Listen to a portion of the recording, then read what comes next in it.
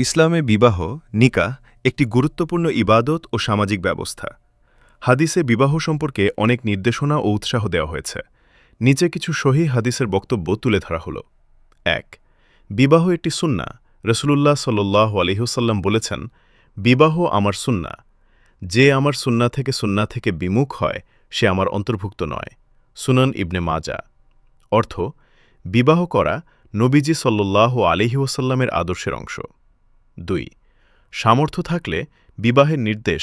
রাসূলুল্লাহ সাল্লাল্লাহু আলাইহি ওয়াসাল্লাম বলেছেন, হে যুব সমাজ, তোমাদের মধ্যে যে বিবাহের সামর্থ্য রাখে সে যেন বিবাহ করে, কারণ এটি দৃষ্টিকে অবনত রাখে এবং লজ্জাস্থানকে হিফাজত করে।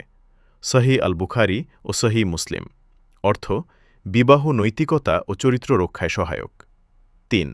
দিনদার স্ত্রী বা স্বামী নির্বাচন। রাসূলুল্লাহ সাল্লাল্লাহু আলাইহি ওয়াসাল্লাম বলেছেন, নারীকে ৪ কারণে বিবাহ করা হয়: তার সম্পদ, বংশ, সৌন্দর্য ও দ্বীনের জন্য। তোমরা দিনদার নারীকে প্রাধান্য দাও। সহিহ আল বুখারী ও সহিহ মুসলিম। অর্থ, দিনদারিতা সবচেয়ে গুরুত্বপূর্ণ গুণ। ৪. উত্তম ব্যক্তি কে?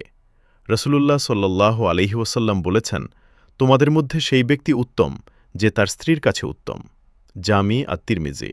অর্থ, স্ত্রীর প্রতি সদাচরণ ঈমান ও চরিত্রের পরিচায়ক। ৫. বিবাহে বরকত ও সহজতা। রাসূলুল্লাহ সাল্লাল্লাহু আলাইহি ওয়াসাল্লাম বলেছেন, সবচেয়ে বরকতময় বিবাহ হল যেটিতে খরচ কম। মুসনাদ আহমদ। অর্থ, অযথা জাঁকজমক নয়, বরং সহজ ও সংযত আয়োজন উত্তম।